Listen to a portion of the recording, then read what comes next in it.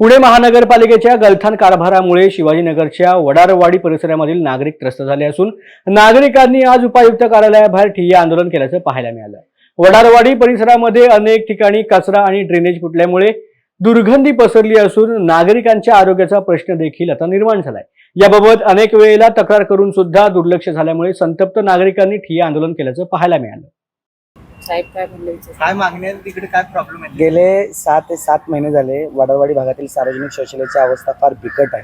त्या संदर्भात वारंवार पुणे महानगरपालिकेच्या अधिकाऱ्यांना आम्ही तक्रार दिली। अधिकारी सुस्त आहेत, अधिकारी स्तब्ध आहेत। हा अधिकारी त्याच्यावर ढकलतो, तो अधिकारी त्याच्यावर ढकलतो। आता तर याचा सुसोड असा चालू झाला की अधिकारी ठेकेदारवर सर्व गोष्टी सोडतोय, परंतु ही सर्वसामान्य जनता ठेकेदारच्या जीवावर आपण चालवतो का? मग हेच कर्तव्य प्रमाणित अधिकाऱ्यांचं नाही का? या संदर्भात आज आम्ही गोलेरोडचे उपायुक्त त्यांची भेट घेतली। त्यांनी 2 दिवसात येत्या काळामध्ये 2 दिवसामध्ये सर्व मागण्या तुमच्या मान्य करू। आम्ही स्वतः स्पॉटवर येऊन त्या सगळं यंत्रणेची जी अवस्था आहे ती दुरुस्त करून देऊ असं आश्वासन त्यांनी या ठिकाणी दिलेलं। 2 दिवसात सांगते म्हणले ते आम्हाला। 2 दिवस आम्हाला वर्ष झालं ताई त्रास चालू।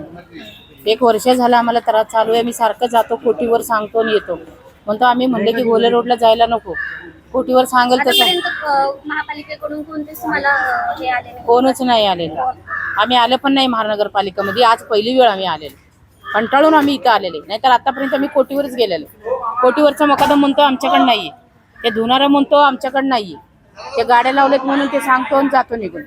धुणारा 2 बाथरूम धुणारा निघून जाणार, सगळं भरलेले 12 संडास बाथरूम आहे तिथं, त्याच्यात 2 नाही येत आतापर्यंत कोणी येत नाही। आणि कोणते निवडणुकीला सांगायला गेला तो एकदा आला बघितला, हा म्हटला गेला, तो बी तसंच गेला। आम्हाला वाचायला येत नाही, लिहायला येत नाही ताई, आम्ही कुणाला देणार? त्यांना जाऊन सांगितलं की ते म्हणतात की आज ते काय म्हणलं सरळ आमच्याकडे नाहीये, तुम्ही गोले रोडला जावा। तेव्हा आम्ही गोले रोडला आले, नाहीतर आतापर्यंत आम्ही तिथं कोटीवरच गेलेले। ही पहिलीच फेरी, आज पहिल्यांदाच आहे। ते आमच्या भावाला सांगितलं काय 2 दिवसाची मुदत दिलेली त्यांनी। 2 दिवसात कोण नाही आले परत येणार आम्ही, परत येणार, इथंच बसणार आहे, परत येणार तुम्ही, जाणारच नाही।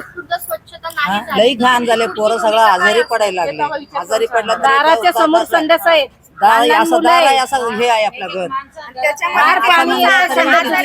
त्रास होते, घूस दुखतात एवढं मोठं घूस। असं म्हणलं तर कसं काय राहणार आपण? लहान पोरं आहेत, लहान पोरांमध्ये कसं राहायचं, कसं नाही, आजारी पडायला लागले पोरं।